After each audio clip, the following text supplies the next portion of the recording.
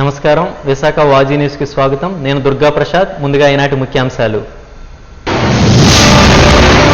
కూటమి ప్రభుత్వంలో మహిళలకు రక్షణ కరువైందన్న వైఎస్ఆర్సీపీ మహిళా అధ్యక్షురాలు. విలేకరుల సమావేశంలో ఎమ్మెల్సీ వరదు కళ్యాణి ఆరోపణ.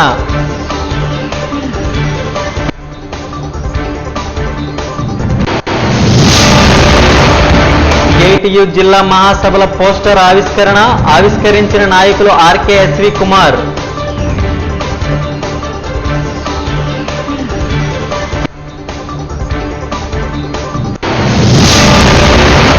అక్కైపాలెంలో నడి రోడ్డుపై మహిళా దారుణ హత్య. గంటలోనే నిందితులను పట్టుకున్న పోలీసులు.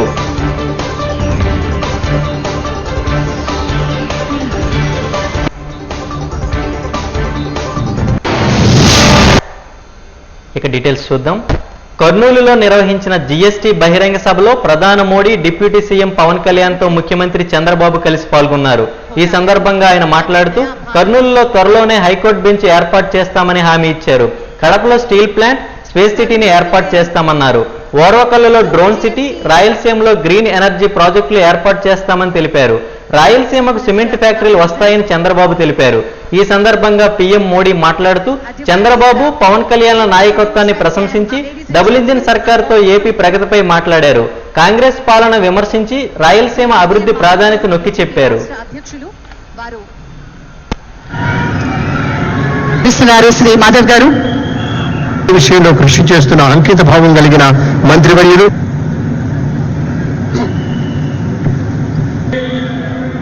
మన ప్రియత మీకు కొన్ని ఉదాహరణలు చెప్పాలి. మొదటిది పహల్గామ్ ఉగ్రవాదుల దాడి. గతంలో మన భూమిపై ఉగ్రవాదుల దాడి జరిగితే గత ప్రభుత్వాలు ఏకంగా యుఎన్ దగ్గరకు, ఇతర దేశాల దగ్గరికి వెళ్ళి సాయం అడిగేవారు. కానీ మన నమో రూటే వేరు. ఆయన కొట్టిన దెబ్బకి పాకిస్తాన్ దిమ్మ తిరిగింది. ఇంకొక ఉదాహరణ ట్యాక్స్. అమెరికా లాంటి దేశం ట్యాక్స్ పెంచితే పెద్ద పెద్ద దేశాలు వణికిపోయినాయి. కానీ మన నమో స్టైల్ ఏంటో తెలుసా? ఫ్లూటు జింక ముందు ఊదు, సింహం ముందర కాదు. ఆయన గుండె ధైర్యం ఏంటో తెలుసా? ఆత్మ నిర్భర్ భారత్. దట్ ఈజ్ మన నమో టు ద వరల్డ్. మన నమోకి దేశ ప్రజలంటే నమ్మకం, మనకి నమో అంటే నమ్మకం. దసరా, దీపావళి కలిసి ఒక్కసారి వస్తే ఎలా ఉంటుంది? అద్దరిపోతుంది. అలాంటి అద్భుతమైన పండుగనే సూపర్ జీఎస్టీ, సూపర్ సేవింగ్స్. అలాంటి సూపర్ పండుగ 140 కోట్ల ప్రజలకి అందించారు మన నమో. పేద మధ్య తరగతి ప్రజలపై పన్నుల భారం తగ్గించారు మన నమో. ట్యాక్సులు తగ్గించడం వల్ల ప్రతి పేద మధ్య తరగతి కుటుంబానికి ప్రతి ఏడా 20,000 రూపాయలు మిగులుతుంది. జీఎస్టీ తగ్గించాలని నిర్ణయం తీసుకున్నప్పుడు అధికారులు వెళ్ళి మన నమో గారిని కలిసి వేలాది కోట్ల రూపాయల ఆదాయం తగ్గిపోతుందని చెప్పారు. అప్పుడు ఆయన ఏం చెప్పారో తెలుసా? ప్రభుత్వానికి ఆదాయం తగ్గినా పర్వాలేదు, దేశానికి ప్రజలకి మంచి జరిగితే చాలు అని చెప్పారు. Honourable prime minister Shri Narendra Modiji is not just leading a government. ఆయన ప్రభుత్వాన్ని ఒకటే నడపట్లేదు, 2 తరాల్ని నడుపుతూ ఒక ఆల్ఫా రాబోయే ఇప్పుడు పుట్టిన బిడ్డలకి దిశానిర్దేశం చేస్తున్నారు.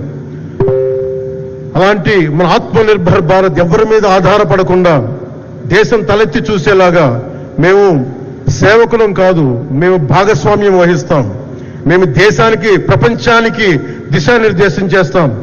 భారత్ అగ్రగామి, అంతేగాని కూర్చోబెట్టి చేతులు మడుచుకొని మేము భయపడతా ఉండే దేశం కాదు. తలెత్తుకొని పొగరుగా, ఒక దేశపు జెండా ఎంత పొగరుగా ఉంటుందో అంత పొగరుతోటి భారతదేశాన్ని ప్రపంచ పటంలో నిలబెట్టిన మోదీ గారు మనకి ఈ రోజున ఈ కార్యక్రమానికి విచ్చేసి, ప్రత్యేకించి మొన్న గూగుల్ వచ్చింది.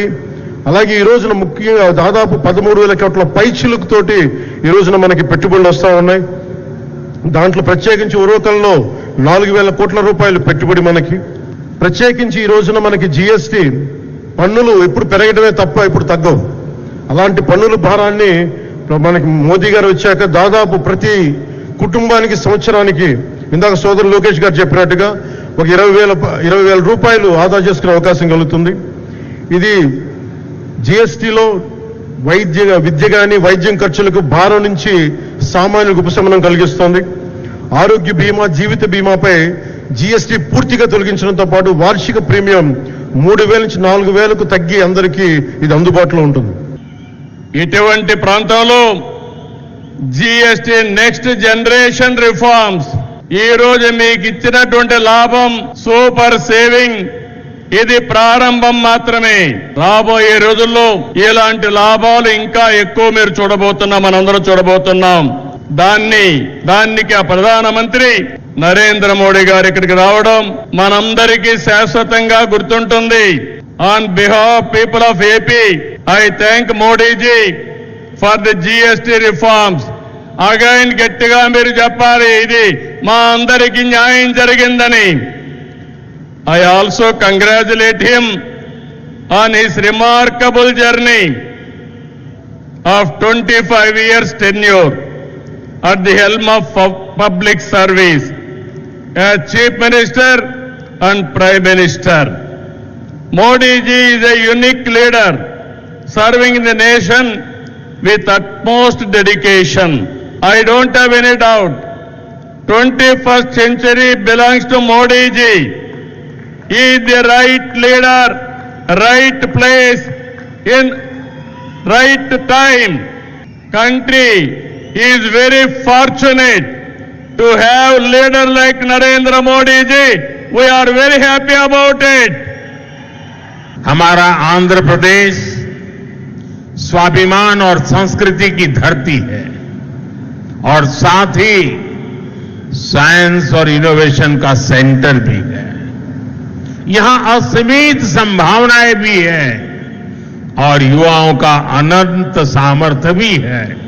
आंध्र को अगर जरूरत थी तो सही विजन और सही नेतृत्व की जरूरत थी. आज चंद्रबाबू नायडू गारू और पवन कल्याण गारू के रूप में आंध्र के पास वो विजनरी लीडरशिप भी है और केंद्र सरकार का पूरा सहयोग भी है. साथियों, पिछले 16 महीनों में आंध्र प्रदेश में विकास की गाड़ी तेज गति से दौड़ रही है. डबल इंजन की सरकार में अभूतपूर्व प्रगति हो रही है. आज दिल्ली और अमरावती मिलकर तेज विकास की दिशा में आगे बढ़ रहे हैं. और जैसा चंद्रबाबू ने कहा, इस तेज गति को देख करके मैं कह सकता हूं कि 2047 में आजादी के जब 100 साल होंगे, विकसित भारत होके रहेगा. రాష్ట్రంలో మహిళలకు రక్షణ కరువైందని వైసీపీ మహిళా విభాగం రాష్ట్ర అధ్యక్షురాలు ఎమ్మెల్సీ వరదు కళ్యాణి ఆరోపించారు. మద్దిలపాలెం పార్టీ కార్యాలయంలో ఆమె మీడియా సమావేశంలో మాట్లాడారు. మహిళపై కూటమి ప్రజాప్రతినిధులు, నాయకులు వేధింపులు పెరిగిపోయాయని ఆందోళన వ్యక్తం చేశారు. ఒక మహిళ హోంమంత్రిగా ఉన్నప్పటికీ మహిళలకు రక్షణ లేని పరిస్థితి నెలకొనడం బాధ కలిగిస్తుందని వాపోయారు. తాజాగా చిత్తూరు జిల్లా గంగాధర నెల్లూరులో తమ పార్టీ సమన్వయకర్త లక్ష్మి పట్ల స్థానిక ఎమ్మెల్యే థామస్ వ్యవహరించిన తీరు అత్యంత హేమమైనదని అన్నారు. ఆయనపై ముఖ్యమంత్రి చంద్రబాబు చర్యలు తీసుకోవాలని డిమాండ్ చేశారు. ఈ ఘటనపై లక్ష్మి రాష్ట్ర, జాతీయ మహిళా కమిషన్కు అలాగే ఎస్సీ కమిషన్కు స్థానిక పోలీసులకు ఫిర్యాదు చేయనుందని తెలిపారు. చంద్రబాబు నాయుడు గారి ప్రభుత్వంలో తెలుగుదేశం పార్టీ ఎమ్మెల్యేలు మహిళలను అధికార మదంతో అవమానించడం ఒక అలవాటుగా మారిపోయింది. తెలుగుదేశం పార్టీని, టీడీపీ అంటే తెలుగు దురహంకార పార్టీగా మార్చేశారు. ఎందుకంటే ఎంతమంది మహిళల్ని వేధించినా, అవమానించినా కూడా చంద్రబాబు నాయుడు గారి సపోర్టు, అలాగే పవన్ కళ్యాణ్ గారి సపోర్టు ఉంటుంది అన్న ధైర్యంతో ఈ విధంగా సభ్యత, సంస్కారం మరిచి వీళ్ళు ప్రవర్తిస్తూ ఉన్న పరిస్థితులు ఎన్నో సంఘటనలో మనం చూస్తూ ఉన్నాము.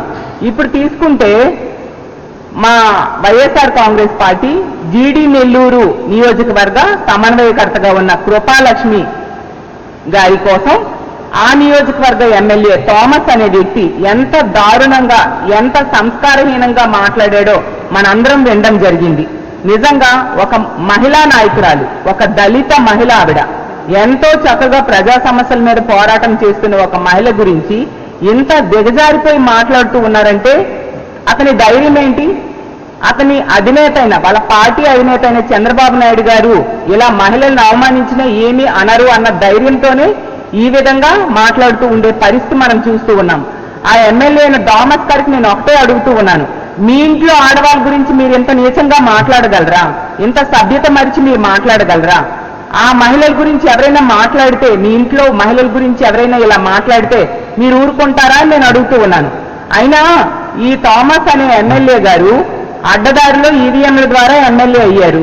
తీసుకుంటున్న నియోజకవర్గంలో ఎవరిని అడిగినా కూడా చెప్తూ ఉన్నారు, ప్రతి పనికి కూడా లంచం తీసుకుంటారంట. అలాగే తీసుకుంటే దేవుడు అంటే కూడా లెక్కలేదంట, బూట్లు వేసుకొని పూజలు చేస్తారంట. అలాంటి వ్యక్తికి మహిళలంటే గౌరవం ఎలా ఉంటుందని మేము ఎక్స్పెక్ట్ చేస్తున్నాం? అంత దారుణంగా మహిళలంటే గౌరవం లేని వ్యక్తి కాబట్టి ఒక దళిత మహిళని కూడా చూడకుండా అంత వ్యక్తిత్వ హననం చేస్తూ మాట్లాడడం నిజంగా దారుణం. దీన్ని మేము తీవ్రంగా ఖండిస్తూ ఉన్నాము. తక్షణమే విశాఖకు పెద్ద ఎత్తున పెట్టుబడులు వస్తున్న నేపథ్యంలో విశాఖ ఎకనామిక్ రీజియన్ పన్ను బలోపేతం చేయాల్సిన అవసరం ఉందని విద్యా ఐటీ మంత్రి నారా లోకేష్ సూచన మేరకు ఆ దిశగా చర్యలు చేపడుతున్నట్టు కలెక్టర్ హరేంద్ర ప్రసాద్ తెలిపారు. తాజాగా ఆయన మీడియా సమావేశంలో విశాఖ ఎకనామిక్ రీజియన్ అభివృద్ధి, ఐటీ పార్కుల ఏర్పాటుకు ల్యాండ్ బ్యాంక్ గుర్తింపు వంటి పలు అంశాలను ప్రస్తావించారు. సుమారు 10 లక్షల కోట్ల పెట్టుబడులకు రాష్ట్ర ప్రభుత్వం కుదుర్చుకున్న ఒప్పందాల్లో సగం పెట్టుబడులు విశాఖ రీజియన్కు రానున్నాయని తెలిపారు. నీతి ఆయోగ్ వారి యొక్క ఆదేశాల మేరకు వాళ్ళ యొక్క సహకారంతో వైజాగ్ ఎకనామిక్ రీజియన్ అనేది డెవలప్ చేయాలనే ఉద్దేశంతో మనం ముందడుగులు వేస్తున్నాము. దాంట్లో భాగంగా వైజాగ్ ఎకనామిక్ రీజియన్ అనేది స్టార్టింగ్ ఫ్రమ్ శ్రీకాకుళం నుంచి కాకినాడ దాకా ఈ మధ్యలో ఉన్న ప్రాంతం ఆల్మోస్ట్ 1 to 1.5 ట్రిలియన్ ఎకానమీగా మారాలి అనే ఉద్దేశంతో 2047 కల్లా మారిన ఉద్దేశంతో మనం ముందుకు వెళ్తున్నాము. అలాంటి ఒక స్థాయికి మనం ఎదగాలంటే దానికి కావాల్సిన మనకి ఇన్వెస్ట్మెంట్స్ రావాలంటే సమస్య లేని రెడీగా అందుబాటులో ఉన్న ల్యాండ్ బ్యాంక్ అనేది చాలా కీలకం. అదేవిధంగా డెవలప్మెంట్ వచ్చేటప్పుడు మన ప్రాంతంలో మనం 5 లక్షల ఐటీ జాబ్స్ అని మాట్లాడుతున్నాం. 5 ఏళ్ళలో 5 లక్షల ఐటీ జాబ్స్ అంటే 2029కి ఆల్రెడీ మన ప్రాంతంలో TCS, CTS అలాంటి సంస్థల యొక్క పెట్టుబడులు ఆల్రెడీ అనౌన్స్ చేయడం జరిగింది. 2-3 సంవత్సరంలోనే ఈ సంస్థలన్నీ ప్రారంభం అవుతాయి. భూ కేటాయింపులు కూడా జరిగినాయి. సో అలాంటప్పుడు వాళ్ళు ఎక్కువ మంది మన దగ్గర మైగ్రేట్ అయ్యి వాళ్ళందరూ పనిచేసేటప్పుడు కావాల్సిన ఇన్ఫ్రాస్ట్రక్చర్ కూడా మనము పెంచుకోవాలి. యూటిలిటీస్ ఉదాహరణకి మన డ్రైన్స్ కానీ రోడ్స్ కానీ ఇవంతా బాగుండాలనే ఉద్దేశంతోనే ఈ చర్చ అనేది మొన్న జరిగింది. దాని మేరకు కావాల్సిన ల్యాండ్ బ్యాంక్ అదేవిధంగా ఫెసిలిటీస్ ఏ విధంగా మనం డెవలప్ చేయాలనేది మీద డిస్కషన్ చేయడం జరిగింది. త్వరలోనే దానికి ఒక ప్రణాళిక వేసుకొని ఈ ల్యాండ్ బ్యాంక్ క్రియేట్ చేయడం అనేది జరుగుతుంది. నటనతో ఆకర్షిస్తూ మోడలింగ్ రంగంలో రాణిస్తూ చిన్నారి హృష్ని అందరినీ మెప్పిస్తుంది. విశాఖకు చెందిన హృష్నికి చిన్ననాటి నుండే నటన పట్ల ఆసక్తి కలిగింది. చెస్లో కూడా తనదైన శైలిలో రాణిస్తున్న హృష్నిని వాజీ వన్తో తన ఆనందాన్ని పంచుకున్నారు.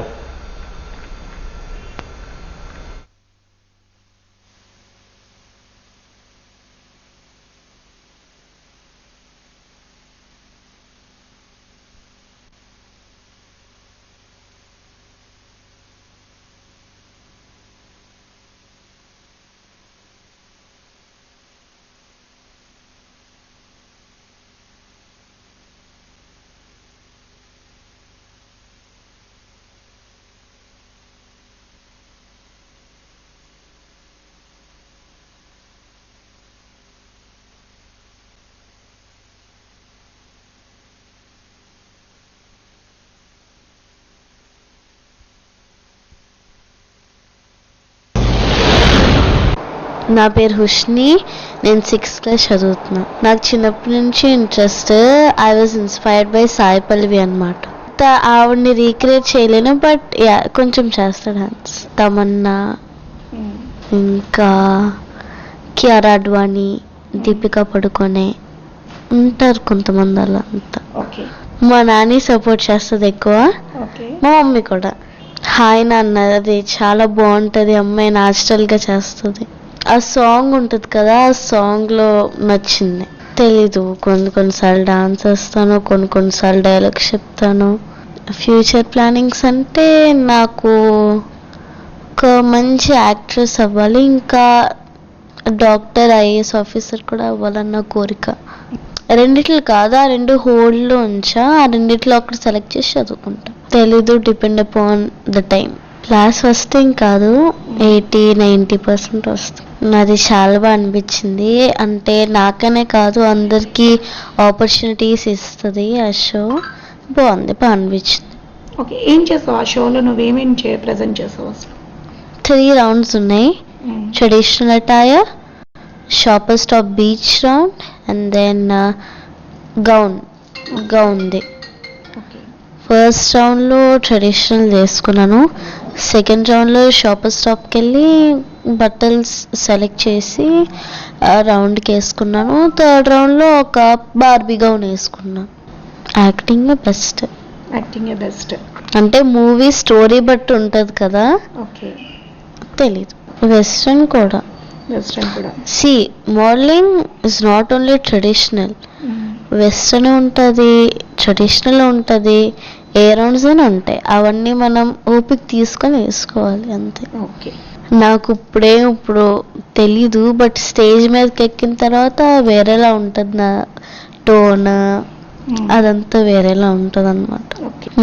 నీట్ న్యాచురల్స్ అనే ఒక షో నచ్చింది, బాగా నచ్చింది. ఇంకా star kids 2 rounds, traditional and western. Ball gown వేసుకున్నాను. ట్రెడిషనల్ రౌండ్లో పర్పుల్ కలర్ లెహెంగా వేసుకున్నాను. నేను ఆల్రెడీ డ్రామా జూనియర్స్ చేశాను కాబట్టి అనిల్ సార్ని అప్రోచ్ అవుతాను అంతే. ఇంకా మోడలింగ్ కూడా బాగానే ఉంటుంది. నాకు ఎప్పుడు అలాంటివి వస్తాయి, ఫస్ట్ నుంచి లాస్ట్ దాకా అలాంటివి. ఇప్పుడుకొచ్చిన క్యారెక్టర్స్ అత్త పాష్ అన్ని మాస్ క్యారెక్టర్సే వస్తాయి. క్లాస్ అంటే ఏం ఉండదు, మొత్తం స్కూల్లో అంతా బాగానే ఉంటాను, నార్మల్గానే ఉంటాను. అంటే నిన్న ఎప్పుడు వాళ్ళ సెలబ్రిటీలా చూడలేదు, మరి ఇన్ని షోస్లో నువ్వు ఉన్నావు కదా. ఫ్రెండ్స్ అంటే ఫ్రెండ్సే, వాళ్ళకి డిఫరెన్సెస్ తెలీదు, చూడరు. అంటే ఎప్పటి నుంచి ఫ్రెండ్స్ ఉంటామో అప్పుడు కూడా అలాగే ఉంటారు. నేను సెలబ్రిటీని, నాకు రెస్పెక్ట్ ఇవ్వాలి అనేది నాకేముండదు. అలా ఎలా ట్రీట్ చేస్తారో నేను కూడా అలాగే మాట్లాడతాను. నాకు అనిపించింది, బట్ ఎలాగైనా చదవాలి కదా, చదివా. నాకు ఆల్రెడీ ఎగ్జామ్స్ టైంలో షూట్కి వెళ్ళాను, భరించాను కూడా. మా టీచర్స్ అందరూ బాగానే రెస్పాండ్ అయ్యారు. Best luck for your exams అన్నారు, బాగా మోటివేషన్ ఇచ్చారు. అంటే అంత తగ్గలేదు, అంత పెరగలేదు, ఎక్కడ ఉండాలో అక్కడే ఉన్నాను అంతే. ఓన్లీ ట్యూషన్లో, స్కూల్లో చదువుతూ ఉంటాను. నాకు చైల్డ్ ఆర్టిస్ట్ మ్యాక్సిమం ఎవరు తెలీదు, so I feel nobody. ప్రస్తుతానికైతే నేనే నా ఫేవరెట్.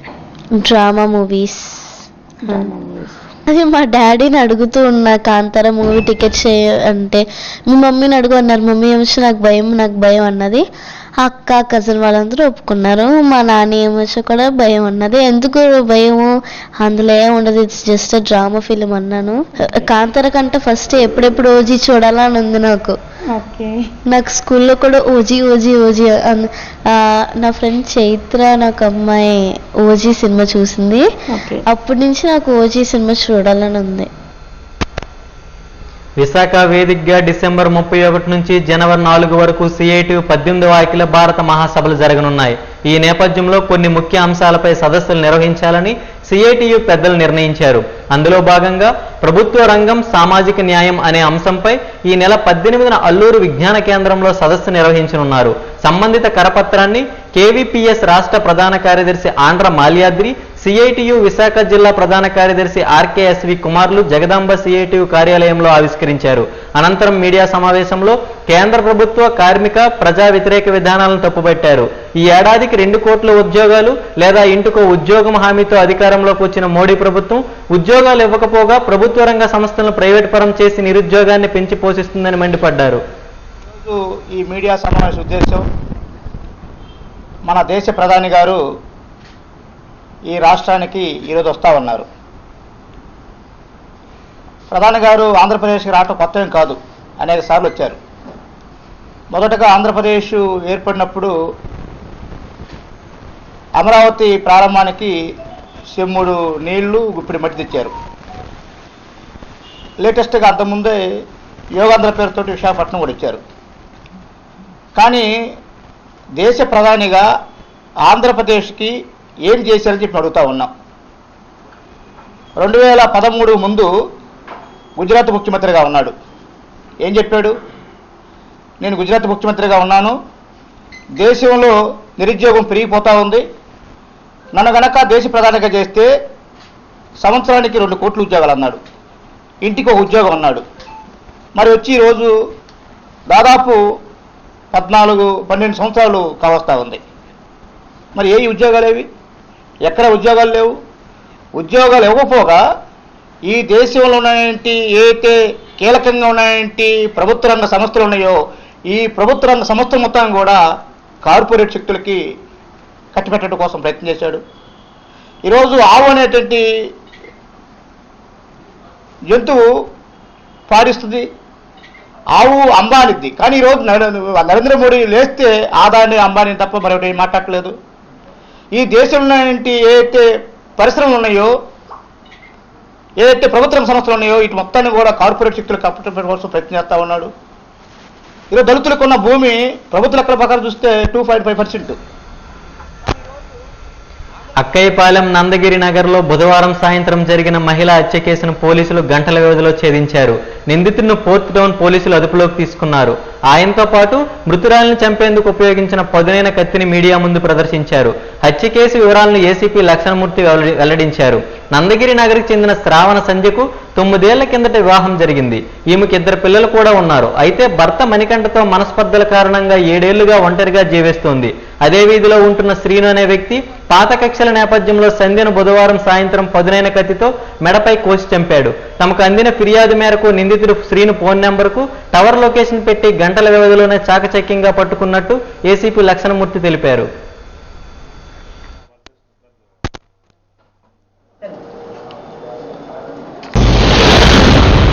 మీకు అందరికీ తెలుసు, మన ఫోర్త్ టౌన్ పోలీస్ స్టేషన్ పరిధిలో నిన్న జరిగిన సంఘటన మన అక్కయ్యపాలెం దగ్గర నందగిరి నగర్ ఒక వీధిలో జరిగింది. ఒక మహిళను ఒక వ్యక్తి హత్య చేసిన సంఘటన. ఈ సంఘటనలో ముఖ్యంగా మన ఫోర్త్ టౌన్ సిఐ గారు వాళ్ళ ఎస్ఐ సిబ్బంది అంతా కూడా చాలా కొద్ది గంటల సమయంలోనే ఇమీడియట్గా రెస్పాండ్ అయ్యి ఎవరైతే కారకుడయ్యాడో హత్య చేశాడో ఆ వ్యక్తిని చాకచక్యంగా అదుపులోకి తీసుకోవడం జరిగిందండి. దానికి సంబంధించి మన కమిషనర్ ఆఫ్ పోలీసు శ్రీ శంకరపత ప్రాచ్య ఐపీఎస్ గారు, అలాగే DCP 1 madam Shri Mary Prashanth IPS madam కూడా మా సిబ్బందిని చాలా అభినందించారు. ఎందుకంటే ఇలాంటి మర్డర్ కేసులో ఇమీడియట్గా స్పందించి ముద్దాయిని అదుపులోకి తీసుకోవడం జరిగిందండి. దానికి గాను వారికి మా ఆఫీసర్స్ అంతా కూడా నేను కూడా వాళ్ళకి అభినందిస్తున్నాను. అయితే ఈ సంఘటన ఏంటంటే ఇద్దరు కూడా ఎవరైతే మృతురాలు ఒక హంతకుడు కూడా ఇద్దరు కూడా ఒకే దగ్గర ఉంటున్నారండి, పక్కనే ఉంటున్నారు. అంటే ఒక చిన్న వీధిలో ఎదురెదురు దగ్గరలో ఉంటున్నారు. ఇద్దరికి కూడా పరిచయం ఉంది. అయితే దీనికి కారణం ఎందుకు చంపాడు అనే కారణం చూసుకుంటే ముఖ్యంగా ఇద్దరికి కూడా మనస్పర్ధలు ఉన్నాయండి. గత 8 మాసాల క్రితం 8 నెలల క్రితం కూడా సదరు మృతురాలు మన ఒక రిపోర్ట్ అతని మీద ఇవ్వడం కూడా జరిగిందండి. దేని గురించి అంటే ఆమె తాలూకా స్కూటీ బైక్ని ఇతను డ్యామేజ్ చేశాడనేటువంటి కారణం చూపిస్తూ అతని మీద రిపోర్ట్ ఇస్తే అతను దాన్ని తప్పొప్పుకొని కూడా కొంత డబ్బు కూడా ఇచ్చి దాని డ్యామేజ్ రిపేర్ చేయడం జరిగింది. కానీ అతను సమస్యల పరిష్కారం కోసం ప్లైవుడ్ కార్మికులు రోడ్డెక్కారు. కూలీ రేట్లు పెంచాలని నినాదాలు చేశారు. ఈ మేరకు అక్కయ్యపాలెం కార్మిక శాఖ కార్యాలయం ఎదుట నిరసన తెలిపారు. 90 రోజులుగా అధికారుల దృష్టికి తీసుకువెళ్లినా సమస్య పరిష్కారం కాకపోవడం పట్ల ఆవేదన వ్యక్తం చేశారు. నిత్యావసర వస్తు ధరల పెరుగుదలకు అనుగుణంగా కూలీ రేట్లు పెంచేలా యాజమాన్యానికి కార్మికులకు మధ్య కార్మిక శాఖ అధికారులు మధ్యవర్తిత్వం వహించి తగు చర్యలు తీసుకోవాలని జిల్లా ముఠా వర్కర్స్ యూనియన్ ప్రధాన కార్యదర్శి సుబ్బారావు విజ్ఞప్తి చేశారు. లేకుంటే ఆందోళన తీవ్రతరం చేస్తామని హెచ్చరించారు.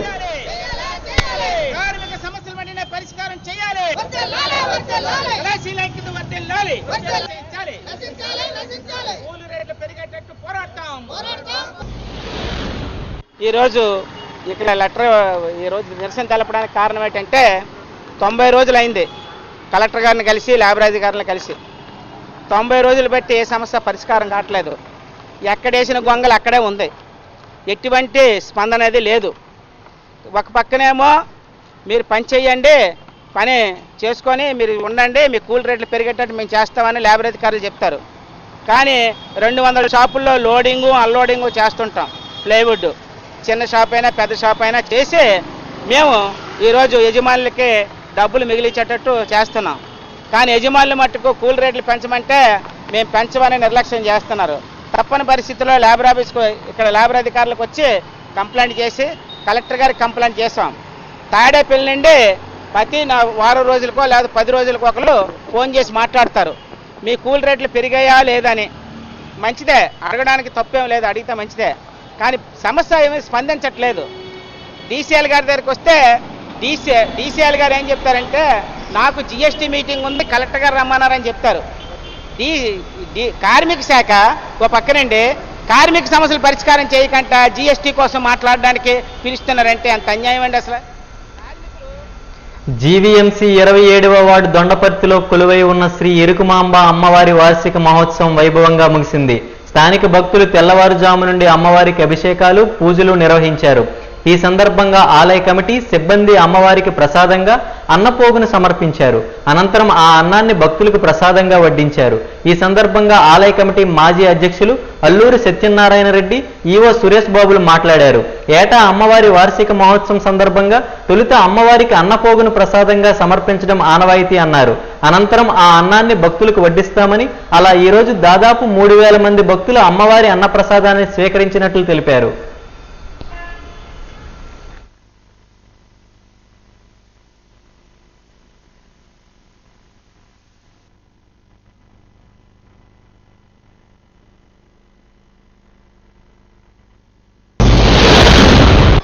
ఈవేళ ఎరుకుమాంబ దేవస్థానం వార్షికోత్సవ సందర్భంగా ప్రతి ఏడు జరిగినట్టే ఈ ఏడు కూడా మహా అన్నదాన కార్యక్రమం, అలాగే అమ్మవారికి అన్నరాశి అభిషేకం జరుగుతాయి. ఈ చుట్టుపక్కల గ్రామాలన్నిటి కూడా ప్రతి గ్రామం నుంచి కూడా ఇక హోమం అన్నీ కూడా అమ్మవారికి కుంకుమ పూజలు ఈరోజు మొత్తం శ్రద్ధాశక్తులతో భక్తులందరూ కూడా ఇవాళ పార్టిసిపేట్ చేసి ప్రతి ఒక్కరు కూడా ఈ కార్యక్రమంలో పాల్గొని అమ్మవారి ఆశీస్సులు తీసుకుంటారు. ఈ చుట్టుపక్కల ఉన్న గ్రామాలందరూ కూడా ప్రజలందరూ కూడా ఎప్పుడు సుఖశాంతులతో అమ్మవారి ఆశీస్సులతో వర్ధిల్లాలని ఈ సందర్భంగా తెలియజేసుకుంటున్నాం. ఈరోజు శ్రీ ఎరుకుమాంబ అమ్మవారి వార్షికోత్సవం సందర్భంగా ప్రతి సంవత్సరం చేసే విధంగానే ఈరోజు లక్ష్మీ హోమం, శాంతి హోమం ఇవన్నీ చేసిన తర్వాత అమ్మవారికి అన్నరాశి పోయడం జరిగిందండి. అక్కైపాలెం నందగిరి నగర్లో మహిళపై కత్తితో దాడి చేసిన నిందితుడు పీక కోసి హతమార్చి నడి రోడ్డుపై వదిలేసి పరారయ్యాడు. మృతురాలు శ్రావణిగా గుర్తించిన పోలీసులు అక్రమ సంబంధమే హత్యకు కారణంగా గుర్తించారు. ఈ ఘటనా స్థలానికి చేరుకున్న క్లూస్ మరియు ఫోర్త్ టౌన్ పోలీసులు నిందితుడు మణికంఠగా గుర్తించి సంఘటన జరిగిన కొద్ది గంటల్లోనే అదుపులోకి తీసుకున్నారు.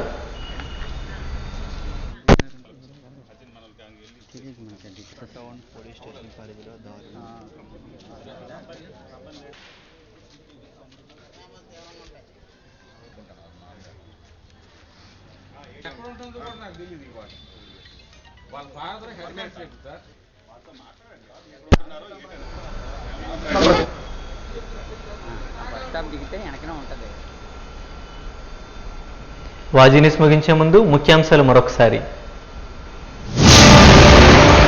కూటమి ప్రభుత్వంలో మహిళలకు రక్షణ కొరవైందన్న వైఎస్ఆర్సీపీ మహిళా అధ్యక్షురాలు విలేకరుల సమావేశంలో ఎమ్మెల్సీ వరదు కళ్యాణి ఆరోపణ.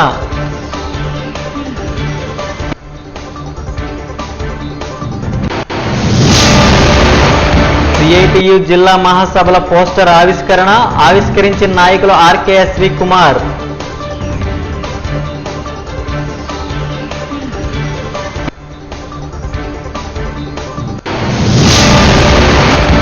అక్కైపాలెంలో నడి రోడ్డుపై మహిళ దారుణ హత్య, గంటలోనే నిందితుడిని పట్టుకున్న పోలీసులు.